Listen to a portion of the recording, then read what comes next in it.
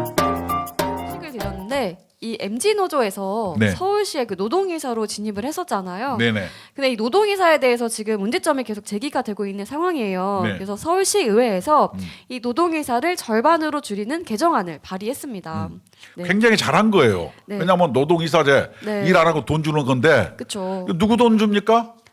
그 시민들이죠. 국민 여러분, 예. 서울 시민 여러분 돈으로 주는 거예요. 네, 맞습니다. 근데 박원순이가 예를 들어서 그 정부는 네. 노동이사제라는 제도를 통과시킬 때 500명당 1명을 두기로 했는데 네네. 박원순이는 친노동 정책을 편이라고 네. 100명당 1명 노동이사제를 둔 거예요. 그러니까 아니. 어마무시하게 노동이사가 많은 거예요. 아, 말이 되냐고요. 아니 100명도 안 되는 회사에 네. 노동이사제 사실상 회사로부터 봉급받는 전임자가 1명씩 공짜로 생기는 거예요. 근데 이게 그런 말이 됩니까? 말이 안 되죠. 그러니까 그런 식으로 이 박원순이라는 사람이 15년 동안 세 번 했죠. 12년? 세 번을 하면서 본인의 조직을 이런 식으로 세금으로 다 만들었던 거예요.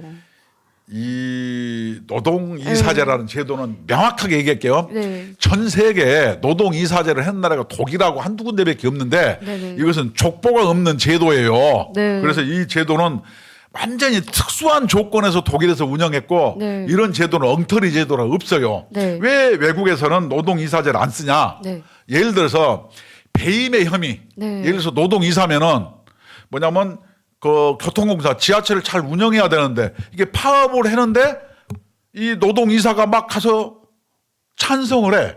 그럼 주주의 이익을 침해하게 되는 거예요. 그쵸. 그래서 이게 배임의 어떤 법률적인 문제 이런 게 발생할 수 있어요. 그래서 노동이사제는 뜨거운 아이스크림처럼 이게 안 맞는 제도다. 그래서 안 했어요. 근데 그쵸. 우리나라는 어거지 논리로 했죠. 어떻게 했냐? 두 가지. 1번 조직의 네. 재정의 투명성을 위해다. 왜냐하면 노조가 막 감시하니까. 네네. 두 번째는 뭔지 알아요? 뭐죠?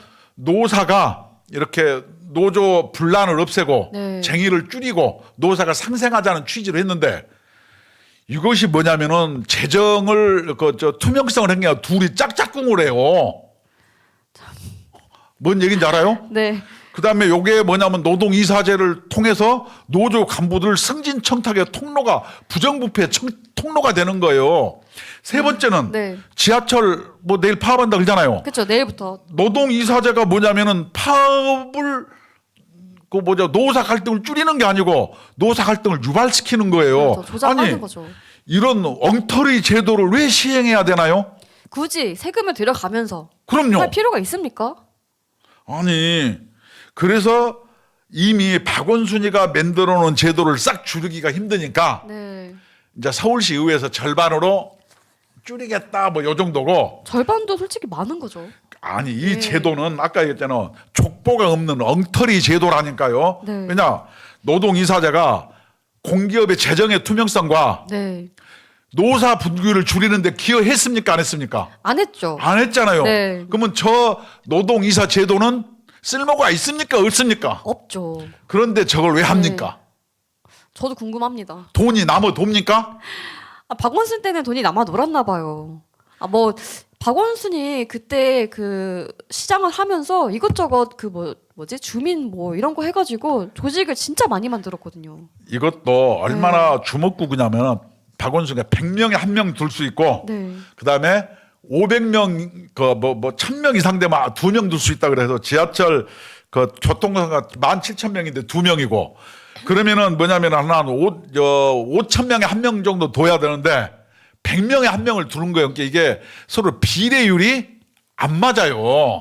맞습니다. 이런 엉터리 비례율에다가 주먹구구식 제도가 네. 세상에 어디가 있습니까? 네. 배웠다는 사람들이 행정을 해봤다는 사람들이 이따위 제도를 만들면 됩니까? 안 되죠. 다 혼나야 될 것 같습니다. 그래서 이런 엉터리, 이런 족보 없는 제도를 갖다가 만들었는데 이런 어. 엉터리에 65%가 민주노총 소속이라는 거예요. 거기다가 또 네.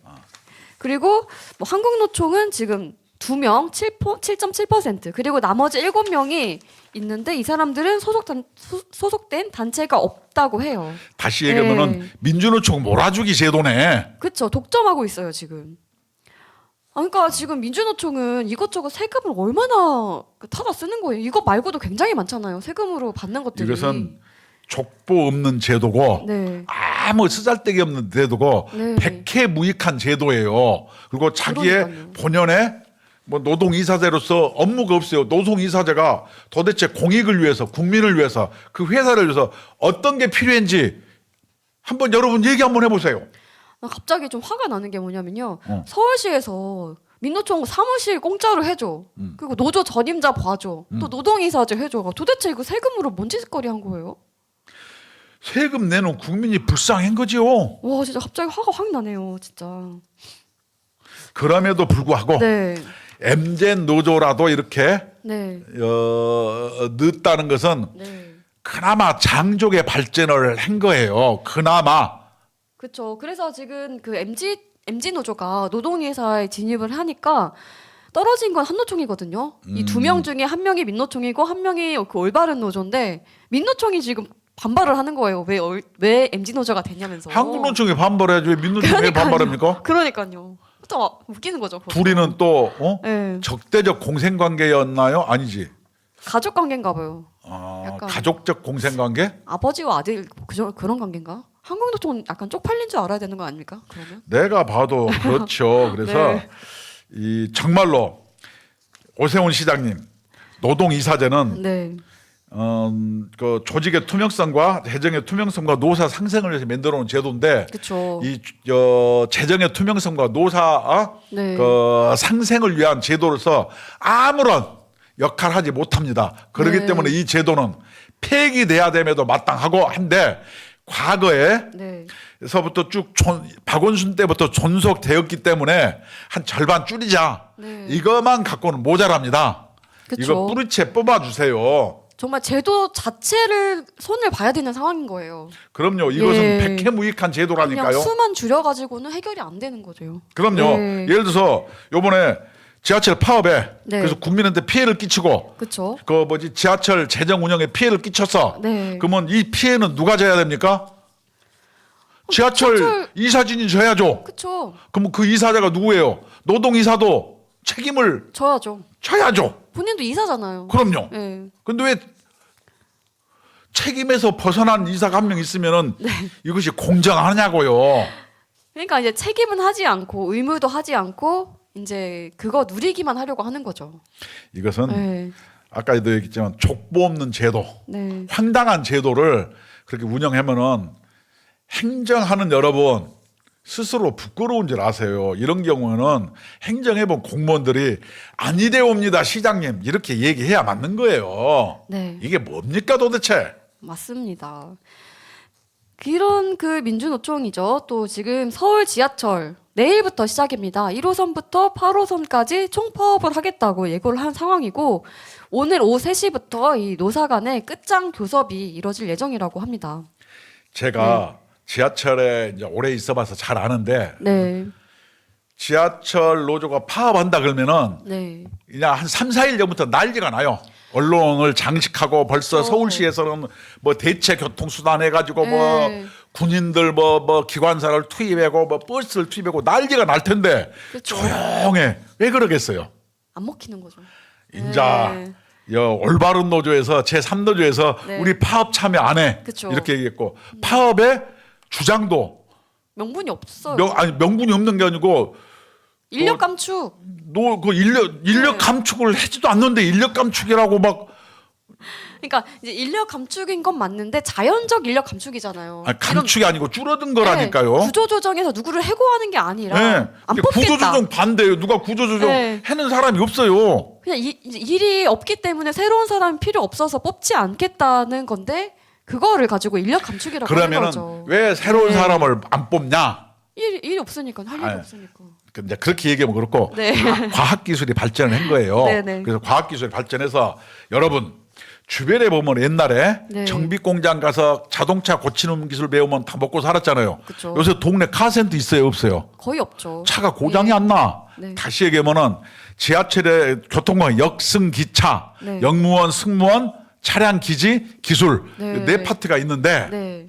차량 같은 경우가 로템에서 만들면 차가 고장이 안 나가지고 네. 지하철 옛날 직원들이 고쳤어요. 지금 어떻게 해요?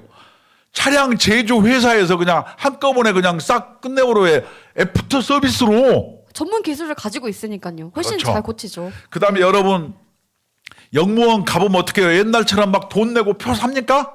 없죠. 지금 핸드폰만 탁 대면 삑삑삑삑 하고 다 가잖아요. 그래서 그 충전 기계 다 있고 카드로 다 하지 네. 않습니까? 네. 그다음에 승무원 1호선 같은 경우는 어떻게 해요? 기관사 있고 차장에서 2명이나 있어요. 열량이라 그래가지고 예. 아니 차장이랑 이런 게 왜 필요합니까? 필요가 없죠. 과학기술이 발전했다고 내가 얘기했잖아요. 이미 그 차량 운행하는 사람이 필요 없을 만큼 과학기술이 발전했잖아요. 예. 예. 그래서 없는 거예요. 기술 파트, 역사 토목공사라든가 이런 거 할 때 그거 누가 해요? 지하철 직원이 하는 게 아니에요. 그렇죠. 건설회사들이 하는 거예요. 네. 근데 왜? 그러니까요. 아니, 네, 말이 안 되는 거죠. 지금 말이 안 되는 주장을 하면서 파업을 하겠다고 하는 거죠. 아니 그래서 네. 사람이 많이 필요가 없는 거예요. 그래서 네. 지하철 직원의 제가 증언을 들으면은 자조적으로 얘기하더라고요. 예. 지하철은요 3분의 1만 있으면 아무 문제 없이 굴러가요. 내한테 이렇게 얘기하더라고요. 그 말인 즉슨 3분의 2는 필요 없는 인력이다라는 말이에요. 근데 왜 네. 이렇게 많이 발생했느냐? 네. 박원순 때 네. 비정규니 뭐니 해가지고 이런 사람을 막 정규 시켜불고 예. 그렇죠. 문재인 때 10만 명을 정규 시켰어요. 이런 비용이 34조에 이르러요. 그것도 지난주에 저희 말씀드렸잖아요. 자기들 친척 다 고용해가지고. 그리고 친인척 네. 고용되고 거기다가 이제 막 소개로 들어왔는데 네. 수송과 지하철은 운송회사 하는데 운송과 상관없는 무슨 청소직원, 식당 뭐, 조리원, 예. 청소직원, 면도사 네. 막 이런 사람들이 막 지하철 직원으로 되어버렸어요. 아니 그러니까 당연히 손해 봤는데 이 손해를 어디서 메꾸려고 하느냐? 세금. 65세 이상 뭐 이 사람들한테 무임승차. 무임승차 막 네. 돈 받아라. 막 그 경기도에서 서울로 출퇴근하는 사람한테 돈 더 내라는 거. 할인 없애고. 예. 뭐 환승할인 우리 못해. 아니 이런 게 말이 됩니까 여러분? 양심이 도대체 있는 사람들이냐고요. 그래놓고 뭐냐면 네. 노조는 약자를 위한다 그래요. 떼끼. 그럼 안 되는 거예요. 그렇죠. 아니 근데 본인들이 잘못돼서 이렇게 적자가 나는 상황을 어떻게 이 무임승차나 환승할인으로 뒤집어 씌울 수가 있습니까? 그리고 또 말씀을 드렸듯이 노조 전임자 문제 있잖아요. 네. 30년간 하루도 출근하지 않은 사람이 연간 7천만 원이 넘는 연봉을 받았잖아요. 그리고 2년 동안 8시간 일을 하고 이런 사람들이 있는데 어떻게 그것뿐만 아니라 예. 엊그저께도 네. 잠실에 승무 제외에 예. 어떤 사람이 4명이서 네. 노조 회의 간다고 해놓고 그쵸. 양양 서피 해변에 서핑을 하러 가갖고 그게 물에 빠져서 익수 사고가 발생했잖아요. 그래서 119가 왔어요. 그렇죠. 이게 굉장히 웃기는 상황이에요. 이걸 쉬쉬한 거예요. 네, 아니 분명히 이제 노조 활동을 한다고 체크가 되어 있어요. 근데 이 사람이 발견된 곳이 양양 서피비치예요. 아니 물에 빠진 상태로 그렇게 발견된 막 겁니다. 사람이 없어도 잘 돌아가잖아요. 정말 양심이 없는 것 같아요, 진짜. 아니 양심에 그런데 털났어요. 왜 그러냐는 거예요. 네, 전임 간부들 일 안 해도 막 잘 굴러가잖아요. 그렇죠. 그러니까는 이 올바른 노조나 정상적인 사고를 갖고 있는 노조원들이 그거를 보다 참을 수가 없는 거예요.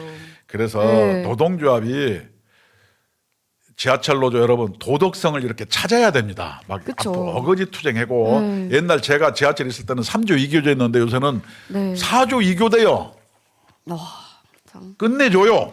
네. 그리고 이 자본 잠식률도 굉장해요. 지금 보면은 2017년에 56.3%였는데 2022년도에는 61.9%까지. 서울시에서 그랬다는 거예요. 네. 사기업이면요 망해도 네. 10번을 더 망했대요.